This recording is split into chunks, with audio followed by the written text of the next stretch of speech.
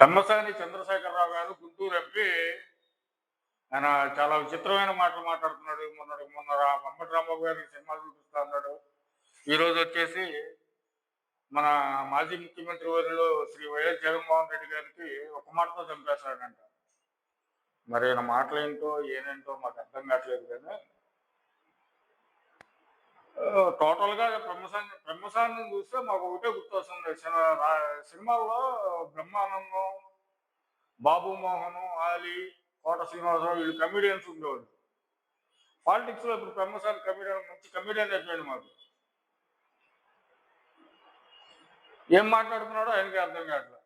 ఏమయ్యా బ్రహ్మసాని, నువ్వేంది, నీ స్థాయి ఏంది? డబ్బు ఉంటే సరిపోతుందా?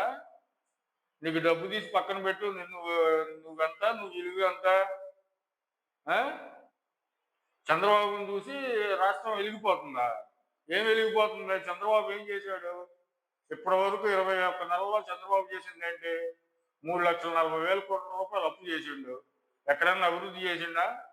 ఏమన్నా సంక్షేమ పథకాలు ఇచ్చిండా? ఏం వెలిగిపోతుంది? సెక్యూరిటీ లేకుండా జనాల్లోకి వెళ్ళి గొడ్డలు తీసి కొడతారు ఒక్కొక్కడిని జనాలు. ఏందో అనుకుంటున్నావు నువ్వు? జగన్ గారిని అనే స్థాయి అనేది పిచ్చగా మాట్లాడితే బ్రహ్మసాని నిన్ను ప్రజలు దారుణంగా కొడతారు. మేమేం మాట్లాడాం, వైఎస్ఆర్ పార్టీ వాళ్ళు ఏమేం మాట్లాడాం, ప్రజలే దెబ్బలు కొడతారు. మీకు ఎట్లాగో తప్పదు. 2029 తర్వాత ప్రజల చేతిలో ఘోరంగా ఓడిపోతారు. నువ్వు 2029 తర్వాత కూడా నువ్వు ఇండియాలో ఉండాలని కోరుకుంటున్నాం మేము.